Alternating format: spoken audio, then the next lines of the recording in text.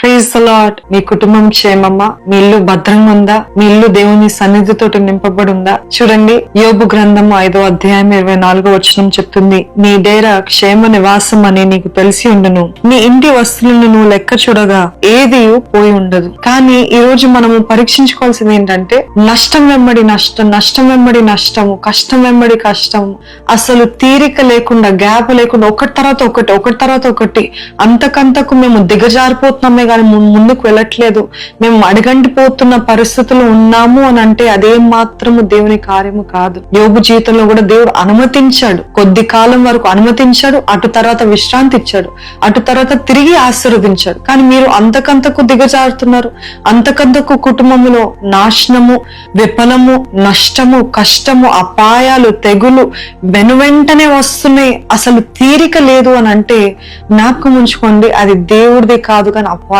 కార్యము. అందుకనే భయభక్తులు కలిగిన ఇల్లు, భయభక్తులు కలిగిన కుటుంబము, భయభక్తులు కలిగిన వ్యక్తుల గృహము అంతకంతకు దీవించబడుతుంది, అంతకంతకు ఆశీర్వదించబడుతుంది. అన్ని విషయాలు దేవుని హెచ్చరికలు, దేవుని గద్దింపులు తీసుకుంటూ సరి చేసుకుంటూ, అదే రీతిగా దేవుని వాక్యానుసారమైన బ్రతుకులు, కుటుంబాలు, ఆత్మలో ఎదిగే కుటుంబాలు, వాక్యాలు ఎదిగే కుటుంబాలు ఎప్పుడు కూడా దేవుని కాపుదలు ఉంటదని జ్ఞాపకం ఉంచుకోండి.